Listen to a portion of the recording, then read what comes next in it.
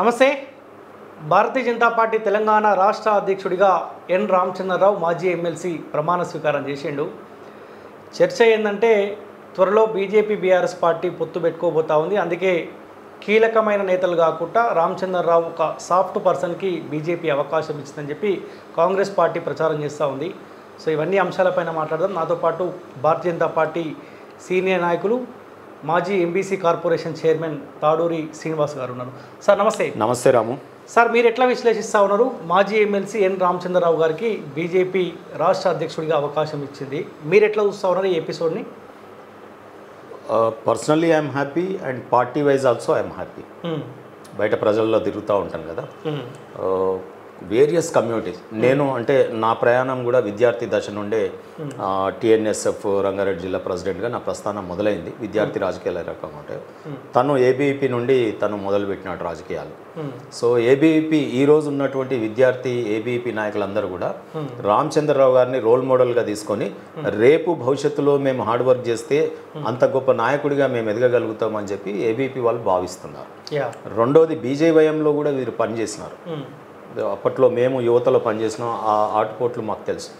బీజేవైఎంలో పనిచేసినారు కాబట్టి బీజేవైఎం యువకులందరూ కూడా ఈరోజు ఓకే, పాలిటిక్స్ అంటే ఈ రోజుల్లో రాజకీయాలంటే తల్లిదండ్రులు ఎందుకు పోయినాం అని తిట్టేటి, చుట్టాలు రాజకీయంలో తిరుగుతుండని కొంతమంది అయితే పిల్లని కూడా ఇయ్యారు. సో అటువంటి దశలో ఈరోజు ఇటువంటి సక్సెస్లు ఉంటాయి. పార్టీని పట్టుకొని పనిచేస్తే యువకులు కూడా రాజకీయాలలో రాణించగలుగుతారు అనేది ఒక మెసేజ్ స్ట్రాంగ్గా పోయింది. So they are happy. And మూడవది పార్టీ కార్యవర్గాలలో అనేక పదవులు చేసినారు. అదే రకంగా అనేక అభియాన్ అంటే special task, one nation one election, Ambedkar అభియాన్, అనేక అభియాన్లు అందులో ఉంటాయి. సో బీజేపీ పార్టీలో అకాడమిక్ అభియాన్లు ఉంటాయి. అంటే ఇప్పుడు ఆర్టికల్ 370 లేదా మా వర్క్ బోర్డ్ బిల్లు ఇటువంటి తెచ్చే ముందు ఏం చేస్తుందంటే డెమోక్రటిక్ కంట్రీలో నిజమైన ప్రజాస్వామ్యయుతమైన బీజేపీ ఫీలర్ ఫస్ట్ చర్చకు పెడుతుంది, ఇంటెలెక్చువల్స్తో డిబేట్స్ చేస్తుంది. అనేక ప్రొఫెసర్లని, టీచర్లని, లేకపోతే విద్యార్థులని కాన్ఫరెన్సెస్లో అనేక మందిని, వైస్ ఛాన్సలర్లని, ఇటువంటి వాళ్ళతో డిబేట్స్, అడ్వకేట్లని, డాక్టర్స్ని, రిటైర్డ్ జడ్జెస్ని, ప్రజెంట్ జడ్జెస్ని పెట్టి వీటి మీద ఒక సంపూర్ణమైన దేశవ్యాప్తంగా చర్చలు చేస్తుంది. ఇటువంటి అభియాన్లు ప్రతి రాష్ట్రానికి ఒక అభియాన్ ఉంటుంది అన్నట్టు. అటువంటి అభియాన్లు ఎన్నో రామచంద్రరావు గారు చేశారు. నేను ఈ మధ్యకాలంలో ఈ 2 ఏళ్లలోనే 2-3 అభియాన్లు గెస్ట్ లెక్చర్గా అనేక జిల్లాలు ఆ టాపిక్ మీద పోయి మాట్లాడేటటువంటి అవకాశాలు వచ్చినాయి.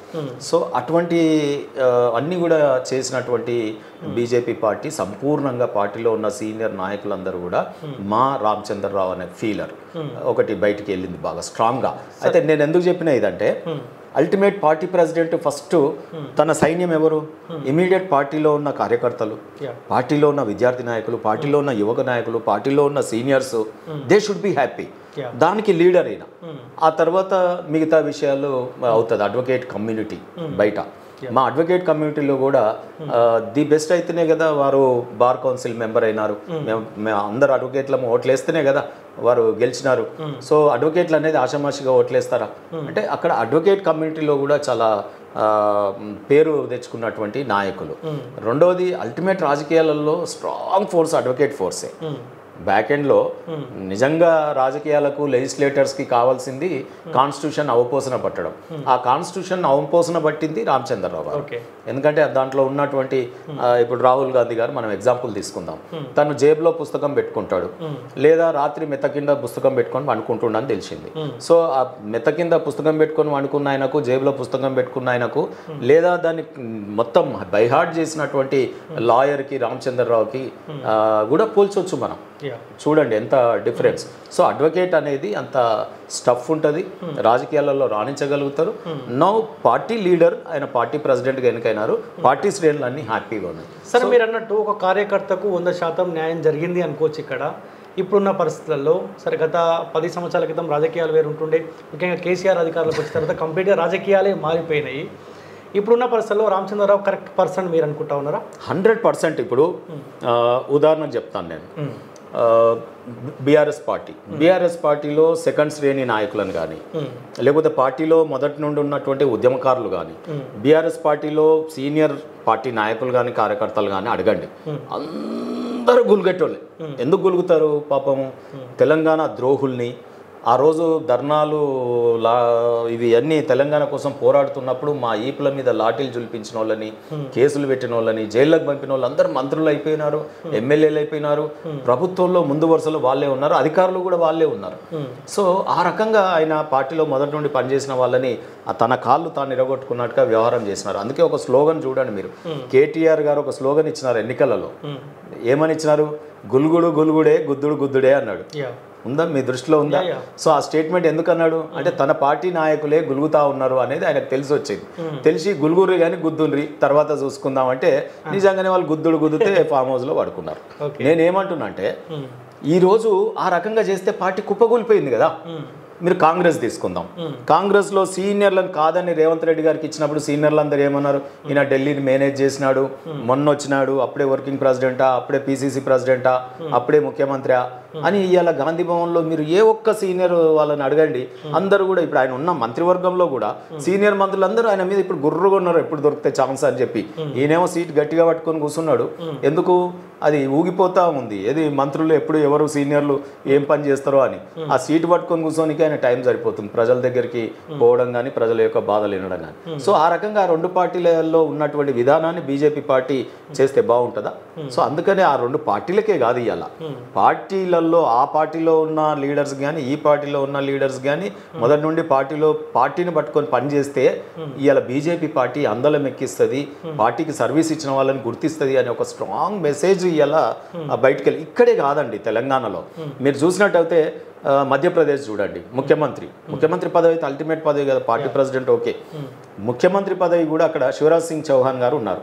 మరి అంత సీనియారిటీ వచ్చింది, మీరు ఢిల్లీకి రండి, దేశవ్యాప్తంగా మీ సేవలు అవసరం ఉన్నాయని చెప్పి వారిని అక్కడికి తీసుకెళ్ళి అక్కడ ఒక ఫ్రెష్ పార్టీని పట్టుకొని ఉన్నటువంటి ఆయనని మైపాల్ యాదవ్ ఏదో సంథింగ్ యాదవ్, ఆయన మహేందర్ యాదవ్, మైపాల్ యాదవ్ ఆయనకి ఇచ్చారు. రెండోది హర్యానా చూడండి, లేదా ఢిల్లీ చూడండి, మహిళకి ఎంత చక్కగా పార్టీని పట్టుకొని పనిచేసిన ఆమెకి ఇచ్చారు కొత్తగా. సో అందుకనే పార్టీని నిబద్ధతతో పనిచేసిన వాళ్ళకి గుర్తింపు. అల్టిమేట్గా ఒక ఆఫీస్లో పనిచేస్తున్నప్పుడు వాడు ఒక ప్రమోషన్ గురించి ఆలోచించినప్పుడు ఆయనకి ఇవ్వకుండా కొత్తగా వచ్చిన వాళ్ళకి ఇస్తే ఎంత కోపం ఉంటుందో.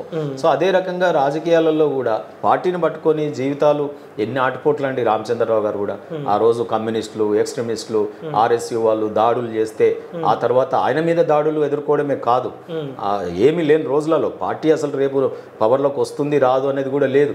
ఈరోజు బీజేపీ పార్టీ పవర్లోకి వస్తుంది అనే ఒక ఫీలర్ స్ట్రాంగ్గా ఉంది ప్రజలలో. కానీ ఆ రోజుల్లో బీజేపీ పార్టీ ఎంత కార్యకర్తలు ప్రాణత్యాగాలు, ఎంతమంది చచ్చిపోయారు దాడులకి. సో ఆ దాడులకు చచ్చిపోయి పార్టీని నిర్మాణం చేస్తే కార్యకర్తలు శ్రమతో ఆ పార్టీని మంచి ఒక ఇల్లులాగా నిర్మాణం చేసుకున్న తర్వాత పక్షులు గూడు కట్టుకున్నట్టు ఆ గూడు కట్టుకుంటే ఆ గూడు కట్టినటువంటి పక్షులకే స్థానం లేకపోతే కొత్తగా ఎవరో వచ్చిదే ఓ గద్దలాగా తీసుకెళ్ళిపోతా అంటే ఉంటుందా? సార్ బయట చర్చ ఏంటంటే ఏ రోజైతే మీరు అధ్యక్షుడిని ప్రకటించారో ఆ రోజు ఉదయం 9:30 వరకు ఈటెల పేరే ఖరారైంది.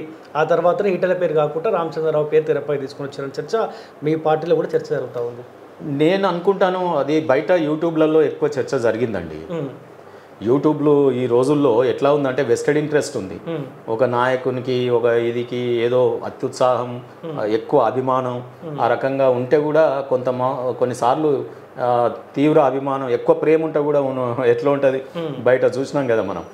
సో అట్లా ఆ రకంగా ఈటెల గారి సర్వీసెస్ నేను అనుకుంటున్న పార్టీ ఎంపీ వారిని ఇప్పుడు చూడండి మీరు, హుజూరాబాద్ ఉప ఎన్నికలలో బీఆర్ఎస్ పార్టీ మరి ఆయనకి అది చేస్తే బీజేపీ పార్టీ నో ఇంత సర్వీసు రాష్ట్రానికి తెలంగాణ ఉద్యమంలో పార్టీ గవర్నమెంట్లో ఉన్నాయని ఇవ్వాలని చెప్పి హుజూరాబాద్లో ఉప ఎన్నికలలో అంత టఫ్ ఉన్నటువంటి ఎన్నికలలో బీజేపీ నిలబెట్టింది, గెలిపించుకుంది. ఆ తర్వాత కూడా హుజూరాబాదు ప్లస్ గజ్వెల్లో కేసీఆర్ మీద నిలబడతా అంటే కూడా ఈటెల గారు తను కోరినట్టుగా 2 నియోజకవర్గాలు కూడా ఇవ్వడం జరిగింది.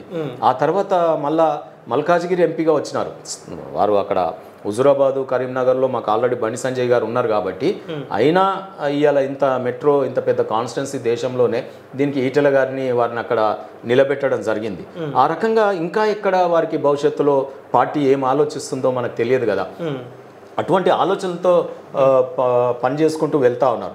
నేను అనుకుంటాను తను ఎక్కడ నేనే ప్రెసిడెంట్ అని వారికి తెలియదు. ఆ పార్టీ సిస్టమ్, పార్టీలు ఎట్లా ఉంటాయి, నిర్ణయాలు ఎట్లా ఉంటాయి, రాజకీయ పరంగా అధిష్టానాలు ఎట్లా ఆలోచిస్తాయి, ఎవరి సేవలు ఎక్కడ అవసరమో డెఫినెట్గా పార్టీ ఉడబోస్తుంది కదా. సో ఎందుకు ఈటల విషయంలో పార్టీ ఆలోచించింది సార్ అంటే ఆయన సోషల్ మీడియాలో ప్రచారం దాదాపు వాళ్ళ టీం మొత్తం ఈటలకి అధ్యక్ష పదవి రాబోతా ఉంది, కార్యకర్తలు అందరూ రెడీగా ఉండాలి, ఈటల అభిమానులందరూ కూడా రెడీగా ఉండాలని అందరికి స్వతహాగా ఆయనే చెప్పుకున్నాడంట. ఎందుకు ఈటల పేరును పార్టీ పక్కకు పెట్టినంటే మీరు ఎట్లా విశ్లేషిస్తారు? పార్టీ పేరును పక్కకు పెట్టలేదండి. నామినేషన్ వేసారు ఎవరు? వేయలే కదా. అంటే పార్టీ ఆఫీస్లో నామినేషన్ వేయలేదు కదా. వేయలేదు. పార్టీ వారు నామినేషన్ వేయలేదు. పార్టీ ఆదేశిస్తే వేస్తుండేనేమో. అది ఈటల గారి మీద ఉన్నటువంటి ప్రేమికుల యొక్క అత్యుత్సాహం తప్ప అది ఇంకోటి కాదని నేను అనుకుంటున్నా. ఆ ప్రచారం ఏమైనా ఇబ్బంది ఈటలకు అయింది అనుకోవచ్చా? ఈటల అసలు పోటీయే చేయలేదు కదా. నాకు తెలిసినంత వరకు యాజ్ అన్ అడ్వకేట్ అండ్ నేను ఏ పార్టీలో ఉంటే ఆ పార్టీ సోల్జర్ లాగా పార్టీ విధానాలకు అతుక్కోయి అవగాహన చేసుకొని ఫస్ట్ అకాడమిక్గా ఆ పార్టీ విధానాలని అర్థం చేసుకొని నేను ఎదిగేటటువంటి నాయకుడిని. పార్టీ అక్కడ డెమోక్రటిక్గా ఏ పార్టీలో జరిగినటువంటి ఒక నామినేషన్ విధానం, సెంట్రల్కి వెళ్ళి ఒక అబ్జర్వర్ రావడం, అడిగిన వాళ్ళకి నామినేషన్ పత్రాలు ఇవ్వడం, ఆ రకంగా అక్కడ మరి ఈటల గారు ఎక్కడ ఆడ నామినేషన్ ఫామ్ తీసుకోవడము, ఆయనని బుజ్జగించినట్టు ఇవన్నీ ఏం జరగలేదు కదా అక్కడ.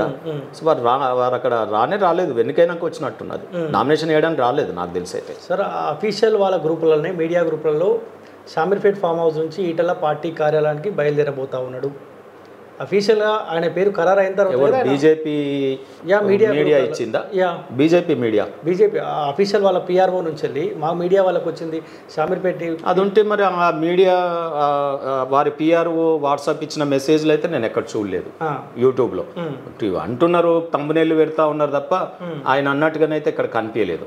నేనేమంటున్నా, ఇక్కడ ఈటల గారి ఉన్నటువంటి అనుభవం అంటే తెలంగాణ రాష్ట్ర ప్రభుత్వంలో వారు మంత్రిగా చేసిన అనుభవం, రెండవది ఎన్నికలను ఎదుర్కొనే అనుభవం, ఇది ఎమ్మెల్యేగా, ఎంపీగా, ఓటమి గెలుపులని అవన్నీ చూసిన వారిగా, తర్వాత పార్టీకి వారి సేవలు ఎక్కడ ఎలా ఏ రూపంలో అవసరం ఉంటే ఆ రూపం. మీరు గతంలో చేరికల కమిటీ చైర్మన్ చేసినారు. ఆ రోజు వారి యొక్క డ్యూటీని ఆ రకంగా పార్టీ వారి నుండి ఆ సేవలు రాబట్టదలుచుకుంది. అదే రకంగా రేపు ఇంకెక్కడ ఉన్నాయో కదా మనకు తెలియదు. ఇప్పుడు రామచంద్రరావు గారు ప్రెసిడెంట్ మనం అవుతారు అవరు అనేది కొద్ది రోజుల ముందు మనకు తెలిసింది, కానీ మనం తర్వాత తెలియదు కదా. సో అట్లనే పార్టీ నిర్ణయాలు తీసుకుంటుంది. రేపు ముఖ్యమంత్రులు ఎవరు అనేది లాస్ట్ మినిట్ అక్కడ మనం చూసినాం, మధ్యప్రదేశ్, హర్యానా ఇవన్నీ కూడా. సో ఆ రకంగా జరుగుతుంది అంతే తప్ప ఈటెల గారు నేను నాకే ప్రెసిడెంట్ అని లేకపోతే ఈరోజు నారాజుగా ఉన్నారు. రామచంద్రరావు గారు మంచి మిత్రుడని వచ్చి ఆశీర్వదించి పోయినారు కదా. వారికి లేని బాధ ఆ యూట్యూబ్ ఛానళ్ళకి ఎందుకు అవుతుంది నాకేం అర్థమైతలేదు. నిజంగా ఈటెల గారు బాధపడితే సంతృప్తి పడుతునో మీ దగ్గర ఏదన్నా అటువంటి భాషది ఏదన్నా ఆడియోనో మీరు పోయి చిట్ చాటుల్లో చెప్తే మనము ఆ రకమైన ఫీలర్ మాట్లాడవచ్చు. He's very happy today. Party senior కార్యకర్తలకు వస్తే వారెందుకు బాధపడతారు చెప్పండి? వారి బాధన కూడా అదే కదా. మంత్రివర్గంలో కేసీఆర్ గారు మంత్రివర్గంలో తీసుకున్నప్పుడు నాకన్నా సీనియర్ ఉన్నారా, తెలంగాణ ఉద్యమం నేను కదా, ఆ పార్టీ ఓనర్ల అనే స్టేట్మెంట్లు కూడా ఇవ్వడం జరిగింది. మరి అంత సీనియర్ని పక్కకు పెట్టినప్పుడు వారు ఎంత బాధపడ్డారు? ఇప్పుడు మేము కూడా అందరం ఆ పార్టీ నుండి బయటకు వెళ్ళినాం, బీఆర్ఎస్ పార్టీ నుండి. ఎందుకు వెళ్ళినాం? అక్కడ పార్టీ తెలంగాణ ఉద్యమంలో పనిచేసిన వాళ్ళకి, పార్టీకి సిన్సియర్గా లోయల్గా పనిచేసిన వాళ్ళకి గుర్తింపు రావట్లేదు. కాబట్టి ఈ మనిషికి ఉండే ఒకే జన్మ మాది. ఒకే జన్మలో మేము మొత్తం ఈ జన్మంతా నీరు గారిపోతుంది, ప్రజలకు ఏం సేవ చేయలేము అని అనుకున్నప్పుడు ఇంకో వేదికను ఎత్తుక్కొని ఇక్కడ చక్కటి గూడు ప్రతి ఒక్కరిని దగ్గరికి తీసి దరికి తెర్చుకొని ఎవరికి టాలెంట్ ఉంటే ఆ టాలెంట్ని దేశానికి ఉపయోగించేటటువంటి పార్టీ ఏది ఉంది అని మేము ఆ రోజు ఆలోచించుకొని కదా, ఆ రోజు ఉన్న కాంగ్రెస్ కానీ బీజేపీ కానీ దేంట్లోకి పోతే బాగుంటుందనే ఆలోచించుకొని ఈటల గారైనా నేనైనా వచ్చి ఉంటాం అంతే కదా. జనరల్గా రాజకీయాల్లో ఇప్పుడు మరి రాగానే మనం ఫస్ట్ పార్టీ విధానాలని అడాప్ట్ కావాలి. మేము ఎంపీ ఎలక్షన్స్లో అక్కడ పనిచేశాను, ఎమ్మెల్సీ ఎన్నికలలో పనిచేశాను, అంబేద్కర్ అభియాన్కి కో కన్వీనర్గా చేశాను. ఇట్లా అంచెలంచెలుగా మళ్ళీ కొంత అక్కడ ఉన్నటువంటి ఎక్స్పీరియన్స్ని ఇక్కడ పార్టీ విధానాలని మేము అడాప్ట్ చేసుకునే తీరుని ఈ రెండింటిని సింక్ చేసుకొని ముందుకు పోతుంటే పార్టీ పిక్ చేసుకుంటుంది. ఎప్పుడు కూడా పార్టీ నిజంగా కూడా బీజేపీ పార్టీ చాలా నిశితంగా ప్రతి ఒక్క కార్యకర్తని తన బిడ్డల్లాగా, ఏ కార్యకర్త ఏ రూపంలో కదలాడుతున్నాడు, ఏ భావజాలంతో పోతా ఉన్నారు, ఈ దేశం కోసం ఈ ధర్మం కోసం పనిచేస్తున్నారా లేదా అనేది ఎట్లా అంటే ఒక మీద ఉన్న గరుడ పక్షి ఏ రకంగా అయితే చూస్తుందో కింద చిన్న ఆబ్జెక్ట్ని కూడా చూడగలుగుతుందో బీజేపీ పార్టీలో చిన్న కార్యకర్తను సైతం ఆ రకంగా పరిశీలిస్తుంది, నిజంగా కూడా ఇంప్రెస్ అవుతే వెంటనే అందలం కూడా ఎక్కిస్తుంది. సో దిల్దార్ పార్టీ బీజేపీ, అరే ఈ కార్యకర్తకి ఈ ఎక్స్పీరియన్స్ లేదు, లేకపోతే ఈయన కోట్ల రూపాయలు లేవు, ఈయనకు వారసత్వం ఉందా లేదా, ఇట్లా కేసీఆర్ చూసినట్టు ఈయన నా సుట్టమా కాదా, ఈయన నా కులమా కాదా, ఈయన నా కొడుక బిడ్డనా, నా మేనల్లుడా, లేకపోతే నా సుట్టమా అని ఇట్లా చూడదు కదా. ఇప్పుడు కేసీఆర్ దాంట్లో చూడండి, ఒక ఇంట్లో మంత్రి పదవులు 4 కేటీఆర్ గారికి, హరీష్ రావు గారికి అయితే మేనల్లుడు అని చెప్పి కట్నం కింద ఇచ్చినట్టే ఎమ్మెల్సీ కాకపోయినా మంత్రి పదవి, కొడుకు అమెరికాకి వెళ్ళి రాగానే మధ్యలో ఉద్యమంలో జొర్రిడు, మేము మొదటి నుంచి ఉన్నోళ్ళం అంతా పోయినాం, మరి ఆయన ఎమ్మెల్యే అయిపోయి మంత్రి అయిపోయాయి. వినోద్ గారు ఓడిపోయినా కానీ ఆయనకు ప్లానింగ్ కమిషన్ ఇది ఇచ్చే క్యాబినెట్ హోదా, కూతురు ఓడిపోతే కూడా మళ్ళా ఎమ్మెల్సీ చేసేసే. సో రాజ్యసభ మెంబర్ ఇంట్లో ఉన్న సంతోష్ గారికి ఒక్క ఇంట్లో గన్ని పదవులు ఇచ్చుకునే పార్టీలో పార్టీని పట్టుకొని పనిచేసే కార్యకర్తలకు రానే రాదు అవకాశం. అందుకని ఆ పార్టీని వీడి ఏ పార్టీలో మనం వర్క్ చేసిన వాళ్ళకి అవకాశాలు వస్తాయా అనే దాంట్లో బీజేపీ ఈరోజు తెలంగాణలో కాదు దేశంలోనే ఛాంపియన్ ఉంది. సరే, ఇక్కడ ఈటెల రామచంద్రరావు పేరు 2 పేర్లు తీసుకుంటే ప్లస్ ఈటెల రామచంద్రరావు కాదు, ఈటెల రాజేందర్ అండ్ రామచంద్రరావు ఇద్దరు పేర్లు తెరపై తీసుకుంటే పార్టీ హైకమాండ్ కూడా ప్లస్ మైనస్ చూసే అధ్యక్ష పగ్గాలు అప్పయ్యే అవకాశం ఉంటుంది కదా. ఈటెలకు ఎక్కడ మైనస్ అయింది? కాళేశ్వరం పైన ఆయన చేసిన కామెంట్లు పార్టీ అవి ఏమైనా పరిగణనలు తీసుకొని ఆయన పక్క పెట్టే ప్రయత్నం చేసిందా అంటే ఏం చెప్తారు? నేనైతే అది అనుకోవట్లేదు 2 పేర్లు కేంద్రం పరిశీలనలో ఉన్నాయని. నేను అనుకుంటా ఇప్పుడు ఉన్న ఎంపీలందరి పేర్లు పరిశీలనలో ఉన్నాయి. ఎందుకంటే మీకు వర్ణిస్తాను నేను, ఇలా ఈటెల రాజేందర్ తక్కువేం కాదు, మరి బండి సంజయ్ గారు తక్కువనా? వృత్తలోకి ఇచ్చిండు కదా పార్టీని.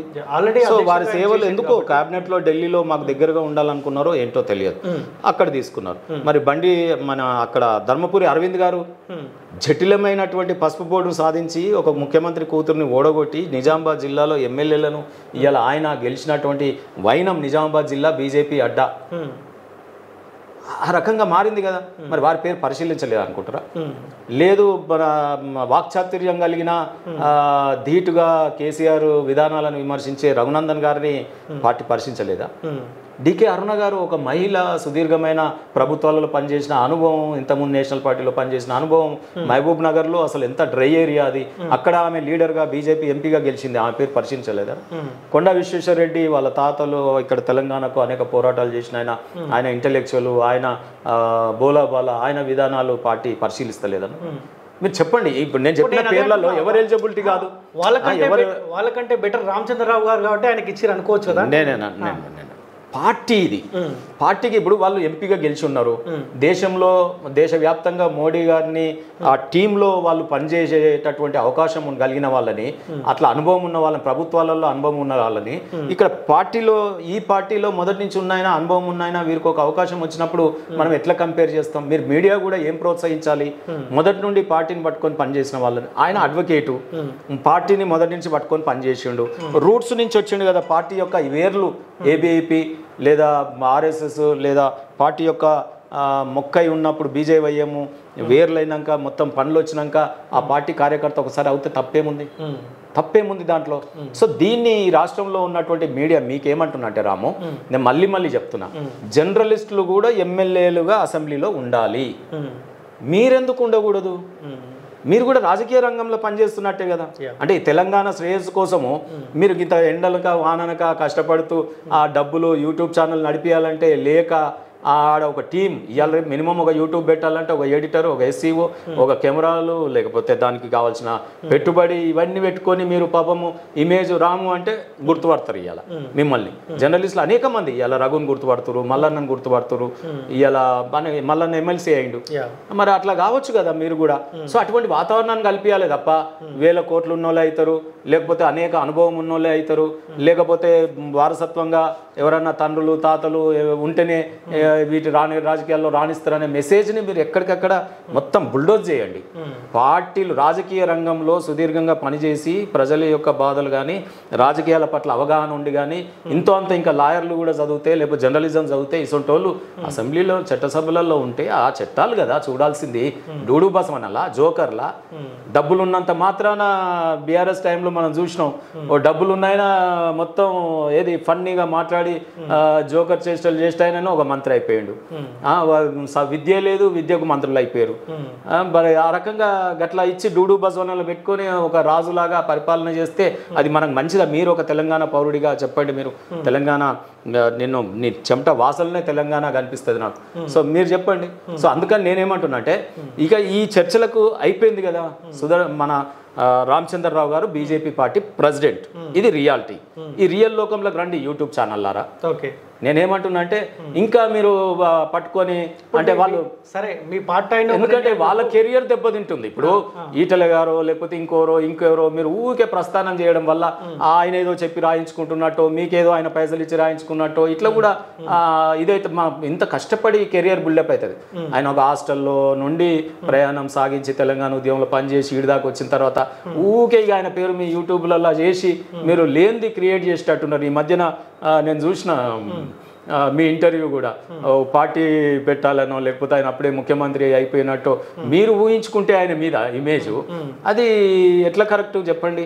అది యూట్యూబ్ ఊహాలోకంలో నడియాడే నాయకుడు కానే కాదు ఈటల రాజా. ఆయన రియల్ స్టిక్ లీడర్ ప్రజలలో. సరే, 100% అలాంటి వాళ్ళం ఆలోచించాలి. మీ పార్టీ నుంచి 3 సార్లు గెలిచిన రాజా సింగ్ కూడా పార్టీ నిర్ణయానికి కట్టుబడి ఉండాలి కదా, ఆయన ఎందుకు రాజీనామా చేసిండు? నేనేమంటున్నా అంటే పార్టీ అనేది కుటుంబం.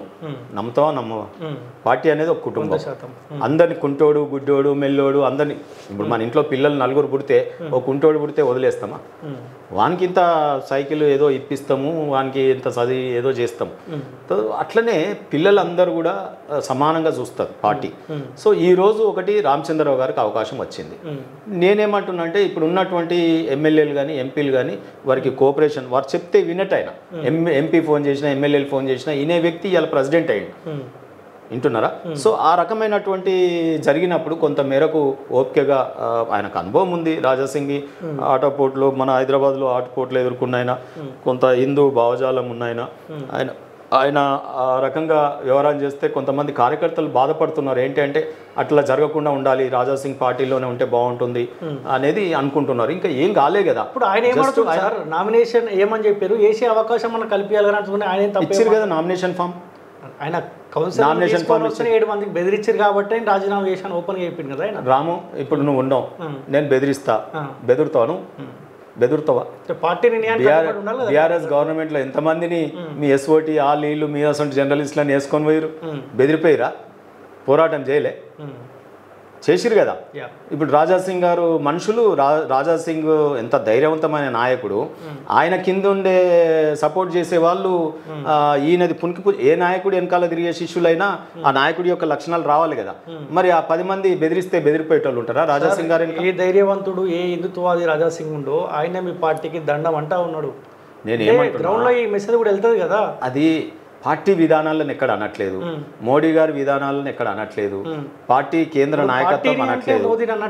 ఎట్లా అన్నట్టు ఆయన మోడీయే నా గురువు, మోడీ ఛాంపియన్. మీరు చూడండి స్పీచ్ నిన్న కూడా.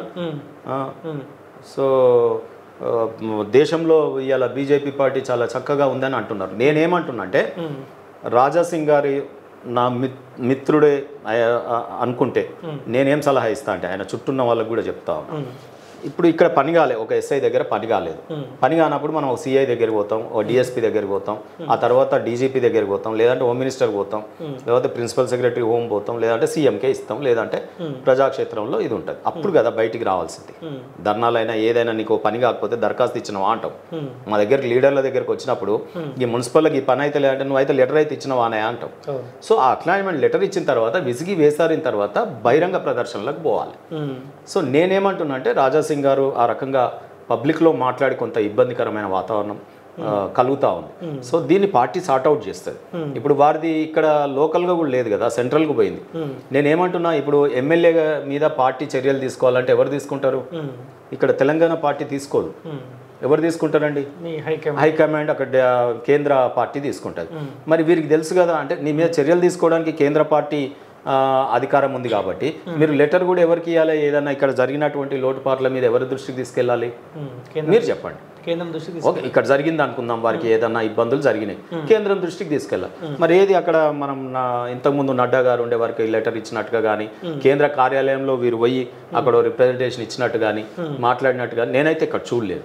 సో ఈ విధానంలో పోతే బాగుండేది. విత్ ఇన్ ది పార్టీ ఉంటాయి కొన్ని, కొంతమందికి అవకాశాలు వచ్చి రాక కొంతమంది టెంప్ట్ అవుతారు, కొంతమంది ఓపికగా ఉంటారు. పార్టీ మొత్తమే విధానాలు నచ్చకపోతే మొత్తం బయటికి వెళ్ళిపోతారు. బయటికి వెళ్ళిపోయి విమర్శిస్తే తప్పులేదు. ఇప్పుడు మేము బీఆర్ఎస్ పార్టీలో ఉన్నంత వరకు లోయల్గా అక్కడ కొన్ని తప్పైనా ఒప్పైనా బాస్ ఈజ్ రైట్ అన్నట్టుగా వ్యవహారం చేసినాం. మేము నచ్చనప్పుడు ఏం చేసినాం, రాజీనామా పడేసినాం, బయటకు వచ్చినాక ఆ పార్టీ విధానాల మీద మేము విశ్లేషిస్తున్నాం. సో అంతే తప్ప మనం పార్టీలో ఉంటూ పార్టీని ఆ రకంగా చేయకూడదు. మనం ఏ గూడులో ఉన్నామో ఆ గూడుని తగలబెట్టుకోవద్దు కదా. సో మళ్ళా ఇప్పుడు తగలబెడతాం, మళ్ళీ వస్తాం. అప్పుడు ఇప్పుడు ఈరోజు మిమ్మల్ని ఏదన్నా ఇది అవుతుంది, ప్రజలు కోరుకుంటున్నారు, కార్యకర్తలు కోరుకుంటున్నారు, మళ్ళీ బీజేపీలో ఉంటారు. ఇది చేసి మళ్ళీ ఆ గూడులో ఉన్నప్పుడు ఇబ్బందికర పరిణామాలు వస్తాయి. కాబట్టి నేను I request Raja Singh, please full stop all those things. పబ్లిక్లో ఊహాగానాలకు తెరవేయండి, పార్టీతో కలిసి పనిచేస్తే బాగుంటుంది అనేది నా అప్పీల్. సార్, మీ కొత్త అధ్యక్షుడు నియామకంతో మీ పార్టీ ఇంకా బలంగా పోరాటం చేసే అవకాశం ఉందా? గత 18 నెలల కాలం పాటు చూస్తే కొంత ఆలోచిస్తే మీ పార్టీ కాస్త ప్రశాంతంగా ఉన్నట్టే కనిపించింది. ప్రజలు ఇబ్బంది పడుతూ ఉన్నారు, కాంగ్రెస్ పార్టీ పైన వ్యతిరేకత వచ్చింది, 10 ఏళ్ల కేసీఆర్ పాలన వద్దనుకున్నారు. ఆప్షన్ మీ వైపు ప్రజలు చూస్తున్న తరుణంలో మీ పోరాటం బలమైన పోరాటం కానప్పుడు ప్రజలు కూడా ఆలోచిస్తూ ఉన్నారు. ఇప్పుడు వేరే యాంగిల్లో మీ పోరాటం ఉండబోతా ఉందా? డెఫినెట్గా ఉంది కాబట్టే మేము 8 ఎంపీ సీట్లు గెలిచినాం. మీరు మరి సైలెంట్ ఉన్నప్పుడే గెలిచినాం కదా, సైలెంట్ ఉండే పార్టీ కదా మీరు అంటున్నట్టు. తర్వాత ఎమ్మెల్సీ ఎన్నికలలో మరి కాంగ్రెస్ పార్టీ ఒక దగ్గర పోటీ చేయలేదు, పోటీ చేసిన 2 దగ్గర ఓడిపోయింది. అంటే 0 ఎమ్మెల్సీ ఎన్నికలలో. ఎంపీ ఎలక్షన్లలో బీఆర్ఎస్కు 0, ఎమ్మెల్సీ ఎన్నికలలో కాంగ్రెస్కు 0. మరి మార్కులు పడ్డాయి ప్రజలై మాకు. అంటే ఆ 0 స్టూడెంట్స్కి మాకు కంపేర్ చేస్తే ఎలక్షన్తో పోల్చకండి. అసెంబ్లీ ఎలక్షన్లో కేసీఆర్ వద్దనుకున్నారు, ఎంపీ ఎలక్షన్లో 3వసారి మోదీ ఉంటేనే దేశం బాగుపడుతుందంట, దేశ భద్రత ఉంటుంది అనుకున్నప్పుడు మోదీ ఆప్షన్ అయినప్పుడు ఇక్కడ ఉన్న నాయకులు కూడా ఆప్షన్ 100%. అంతే అంటారా? ఎట్లా మీ బీజేపీ వైపు క్యాచ్ చేసుకుంటారు? నేనేమంటున్నా రాము, ప్రజలు ఇప్పుడు దేశం ఎన్నికలు వచ్చినప్పుడు మోడీ గారిని కోరుకున్నారు అని మీరే అంటున్నారు. 100%. అసెంబ్లీ ఎన్నికలలో ఆ రోజు కాంగ్రెస్ కేసీఆర్ అని మీరే అంటున్నారు. అంటే ప్రజలకు అంత చైతన్యవంతమైన గడ్డనే కదా తెలంగాణ. అందుకే ఇప్పుడు ఏమైపోయింది, ఆ రోజు కాంగ్రెస్ కేసినటువంటి ప్రజలు ఈ రోజు ఆలోచిస్తున్నారు. మనం ఏం ఆశించి కాంగ్రెస్ పార్టీని గెలిపించినామో ఆ ఆశలని వమ్ము చేస్తూ ఉంది. ఏదైతే హామీలు ఇచ్చిందో ఆ హామీలు నెరవేర్చట్లేదు. సో కాబట్టి మోసం చేసింది అనే ఫీలింగ్ ప్రజలలో ఇప్పుడు వచ్చింది. మరి ఈ రోజు ఉన్న వాతావరణంలో వారికి ఆప్షన్ లేదు. ఎందుకంటే బీఆర్ఎస్ను చూసిరు, కాంగ్రెస్ను చూసిరు, నెక్స్ట్ బీజేపీని చూడాలని ప్రజలు భావిస్తున్నారు. తెలంగాణ మేమే తెచ్చినాం కొట్లాడి అని అంటే ఆ రోజు బీఆర్ఎస్ కేసిరు ప్రజలు ఎంత దయార్థ హృదయాలు తెలంగాణ వాళ్ళంటే, సరే ఎవరేదన్నా మన గురించి చేసిరు అంటే వాళ్ళకు రుణం తీర్చుకుందామని బీఆర్ఎస్ కేసిరు. అది అయిపోయిన తర్వాత ఆయన ఎట్లయితే నియంత పరిపాలన చేసిండో దానికి ఫుల్ స్టాప్ పెట్టి కాంగ్రెస్ని మొన్న గెలిపించారు. ఎందుకంటే మేము ఇవ్వకపోతే వచ్చింది ఆ రోజు ప్రభుత్వంలో ఉన్నారు. ఇప్పుడు ఏమంటారు ప్రజలు, అవునా వీళ్ళిద్దరు వీళ్ళే తెచ్చిరా, అరే వాళ్ళకు బీజేపీ లేనిదే వచ్చిందా, కాబట్టి వీళ్ళకి కూడా ఒకసారి వేస్తే బాగుంటుంది. మరి తెలంగాణ బిల్లుకు మా సుష్మా స్వరాజ్ గారు మేమందరం ఆడ ఓట్లు వేస్తేనే కదా బిల్లు వచ్చింది. కాబట్టి ఇప్పుడు నెక్స్ట్ అందరు ముగ్గురికి వాళ్ళు సమానంగా ప్రజలు తెలంగాణ ప్రజలు దీవెలను అందిస్తారు. పార్టీలో అట్లీస్ట్ ఓటు వేయమని అడగాలి కదా, ఎందుకు అడుగుతలేము? ఓటు ఏంది రాజకీయాలలో మేము ఇవన్నీ గెలుస్తూ వచ్చినామా? సో ఇక ముందుంది ముసళ్ళ పండుగ. రామచంద్రరావు గారిని తక్కువ అంచనా వేస్తున్నారు. రేపు రాబోయే కాలంలో చూస్తారు తినబోతు రుచులు ఎందుకు. రేపు ప్రతి ఎన్నిక గెలవబోతాం. రేపు వచ్చే హైదరాబాద్ స్థానిక సంస్థలలో మీరు చూడండి మరి జెండా ఎగురుతుందా లేదా. నేను మొదటి నుండి చెప్తా ఉన్నా, నేను ఈ స్లోగన్ మీరు రాసి పెట్టుకోండి. నేను అనేక జిల్లాలలో నేను 2 ఏళ్ల నుంచి చెప్తానే ఉన్నా, ఎర్రకోటలో బీజేపీ ప్రధానమంత్రి జెండా ఎగిరేస్తాడు, గోల్కొండ కోట లోపల బీజేపీ ముఖ్యమంత్రి జెండా ఎగిరేస్తారు. ఇది నా స్లోగన్. మీరు చూడండి, అన్ని వీడియోలు చూడండి. నేను గత 2 ఏళ్లుగా ఈ స్లోగన్ను నేను బయట ప్రజల ముందు చెప్పినట్టు కేరింతలు కొడుతున్నారు. నేను మొన్న హన్మకొండకు పోయినా, ములుగుకు పోయినా, నల్గొండకు పోయినా, భువనగిరి పోయినా, నా ప్రసంగాలలో ఈ డైలాగ్ కొట్టినప్పుడు వాళ్ళల్లో ప్రజలు ఎంత కేరింతలు కొడతా ఉన్నారు. మా రోడ్ షోలలో బయటనే జరిగినాయి, జనరల్ పబ్లిక్లో జరిగి డెఫినెట్గా రేపు గోల్కొండ కోటలోన మనం జెండా ఎగరేయబోతున్నాం. బీజేపీ ముఖ్యమంత్రి గారు జెండా ఎగిరేస్తారు. రెండో విషయం మీరు ఇక్కడ బాగా గమనించండి, చాలా ఫెయిల్యూర్ అయిపోయినాయి బీఆర్ఎస్ గవర్నమెంట్ ఫెయిల్యూర్స్. ఏది మన ఫోన్ ట్యాపింగ్ విషయం, ఈ కార్ రేసింగ్ విషయంలో, తర్వాత కవిత గారి విషయంలో, కేసుల విషయంలో కేసీఆర్ గారు బయటికే రాకపోవడం. నేను అన్నా కేసీఆర్ గారిని వాస్తవమే. ఇలా ఆ రోజు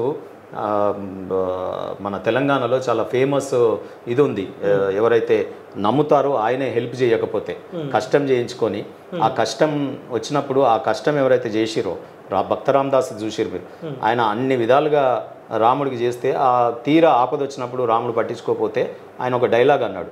అందుకు నేను కేసీఆర్ని అన్నా ఒక డైలాగ్ ఏమన్నా అంటే, ఈరోజు నువ్వు కార్లు కానీ ఆ బంగ్లాలు కానీ బెంజు కార్లు కానీ నీ సౌకర్యాలు కానీ ఇవాళ ప్రతిపక్ష నాయకుడు హోదా కానీ గతంలో ముఖ్యమంత్రి కానీ ఇవన్నీ ఎవడబ్బ సొమ్మని కులుకుతున్నావు, ఇది ప్రజల సొమ్మే కదా కేసీఆర్ అన్న. ప్రజల సొమ్మే కదా, ప్రజలు కష్టించి చేసి ఇచ్చినటువంటి సొమ్మే కదా, మరి ఆ ఎవడబ్బ సొమ్మని కులుకుతున్నావు అని ప్రజలు అడుగుతున్నారు. అయినా నువ్వు బయటికి రావట్లేదు. నువ్వు రాకపోయినావు, పదవులను వదిలే రుణప్రాయంగా పదవులను వదిలేస్తావు కదా. ఈయన స్లోగన్ ఏంటి ఉద్యమకాలం అంతా, మాకు పదవులు లెక్క కాదు, పదవుల్ని ఇట్లా తృణప్రాయం గడ్డిపోసతో ఇసిరేస్తామని అంటారు. ఎవరు కేటీఆర్ అయినా కేసీఆర్ అయినా ఈ ఊత పదం వాళ్ళకి. మరి అటువంటిది ఇవాళ ఒక ప్రతిపక్ష హోదా కూడా వదలలేకపోతున్నావు.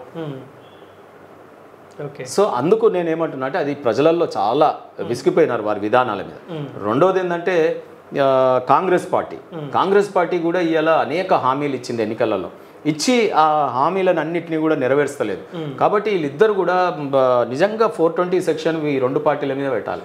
ఈ రెండు 420 సెక్షన్లు వాదించాలంటే అడ్వకేట్ వకీలు రామచంద్రరావు కావాలి. అందుకు మేము అట్లా పెట్టినాం అన్నట్టు పార్టీ ప్రెసిడెంట్. అంతే కదా, ఇప్పుడు వాళ్ళే ఇప్పుడు బీఆర్ఎస్ పార్టీ కాంగ్రెస్ను 420 అంటుంది, కానీ వాళ్ళు ప్రజల్ని దళిత ముఖ్యమంత్రి అన్నో చేయలేదు, దళితులకు భూమి వంచుతానో 3 ఎకరాలన్నో ఇయ్యలేదు, అనేక కులాలను చట్టసభలకు తీసుకొస్తానో ఎంబీసీలను తీసుకురాలేదు, ఆ తర్వాత ప్రజలకు ఏమేమి చేస్తానో కాళేశ్వరం కట్టినావు కూలిపోయింది, ప్రజాధనం అంతా దుర్వినియోగం పరిచినావు, ఏది హెలికాప్టర్లలో తిరుగుడు, మంత్రులు తిరుగుడు. ఒక కాళేశ్వరం విజిట్కే ఒక మంత్రి కానీ ఆ రోజు ఉన్న అధికారిని కానీ ఒక్కొక్క ట్రిప్కి ఎంత అవుతుంది రాము నువ్వు చెప్పు. హెలికాప్టర్లో పోవాలంటే ఒక 5 లక్షల రూపాయలు అవుతాయి, 3 లక్షలు 5 లక్షలు ఎంతో నాకు తెలియదు, మనం ఎక్కినోళ్ళంగా చూసినోళ్ళంగా. మరి అన్ని లక్షల రూపాయలు పెట్టి కాళేశ్వరం కాడికి అంటే విజిట్కి పోతిరి, అనేక ప్రజా కార్యక్రమాలకి ఓపెనింగ్స్కి పోతిరి, మరి ఇలా కుప్పగూలిపోయా. ఇప్పుడు అందరూ 1,00,000 కోట్ల బడ్జెట్ కాళేశ్వరం అంటారు, కానీ ఆ 1,00,000 కోట్ల బడ్జెట్ని తోని నిర్మించేటటువంటి కార్యక్రమాన్ని చూసిన ఇంజనీర్లకు జీతాలు ఎంత ఉంటుంది, ఒక ఈఈకి ఎంత ఉంటుంది, ఒక డిఈకి ఎంత ఉంటుంది, ఏఈలకు ఎంత ఉంటుంది, అక్కడ ఉన్న పనిచేసిన సిఈకి ఎంత ఉంటుంది. ఆ రోజు వాళ్ళందరికీ జీతాలు ప్రజలు ఇస్తలేమా? ఆ రోజున్న ఇరిగేషన్ మంత్రికి ఎన్ని సౌకర్యాలు ఇచ్చినాం, ముఖ్యమంత్రికి ఎన్ని ఇచ్చినాం, ఈరోజు ఆ వ్యాప్కో సంస్థకి ఎన్ని డబ్బులు కట్టినాం, ఇంకోరికి ఎన్ని డబ్బులు కట్టినాం, ఇవన్నీ కూడా కలిసి ఎన్ని కోట్లు అవుతుంది? 2 లక్షల కోట్లు అవుతుంది. ఎందుకంటే హెలికాప్టర్లలో తిరిగిరు కదా, ప్రారంభోత్సవాల ఖర్చు ఇదంతా కూడా ప్రాజెక్ట్ ఖర్చులో కాదా? సో అందుకనే నేనేమంటున్నా, ఇండైరెక్ట్ డైరెక్ట్ 1,50,000 కోట్లు ఇవాళ కాళేశ్వరం ప్రాజెక్టుకు ఖర్చు చేసి మునిగిపోయింది. సో అంత తీరని అన్యాయం తెలంగాణకు ద్రోహం ఇంకోటి ఉండదు ఇక. లేకపోతే స్టేక్ ఉంటే ఈ పాటికి వచ్చి బయట మాట్లాడకపోనా. ఓకే, సో అల్లుడు కొడుకు ఏదో తనలాడతారు, వాళ్ళ నాయనని వెనకేసుకొస్తారు, కానీ ఈరోజు అది ఒక కుటుంబ పార్టీ, దాని ఖతమైపోయింది అది. సో ఈరోజు ఉన్నది కాంగ్రెస్ పార్టీని కూడా చేరు ఊగుతూ ఉంది. రేపు రాబోయేది తప్పకుండా నేను అనుకుంటా మధ్యలో కూడా పడిపోతుండవచ్చు. మధ్యలో కూడా మీరు అనవచ్చు, మధ్యలో పడిపోతే మీరైతే రారుగా, మీ ఎమ్మెల్యేలు లేరు కదా, ఎన్నికలు వస్తాయి. ఓకే, సో ఆ రకంగా వాళ్ళది అట్లా లుకలుకలు బయటపడతా ఉన్నాయి. నేను ఒకటే చెప్తా ఉన్నా, ఈరోజు కేసులు కూడా అండి, రేవంత్ రెడ్డి గారు ఇన్ని కేసులు పెట్టినాడు, ఒక్క కేసన్నా కొలిక్కొస్తుందా?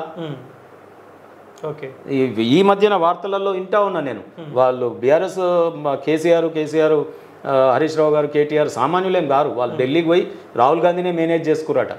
ఈయన కేసులలో వీళ్ళ లోపలేసిన అనుకో, ఈయన లోపలికి పోతాడు. ఓకే, పరిస్థితి అట్లుంది ఆడ. Okay sir, anyway sir, thank you so much. So ఇది భారతీయ జనతా పార్టీ సీనియర్ నాయకుడు తాడూరి శ్రీనివాస్ గారితో స్పెషల్ ఇంటర్వ్యూ. చూస్తుంటే పక్కా తెలంగాణ, ఇది ప్రజల గొంతుక.